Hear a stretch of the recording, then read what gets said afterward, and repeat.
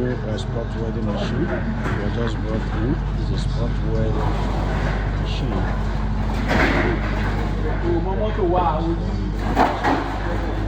This is a spot welding machine. It's very nice. So just kept the functions tonight, as you can see.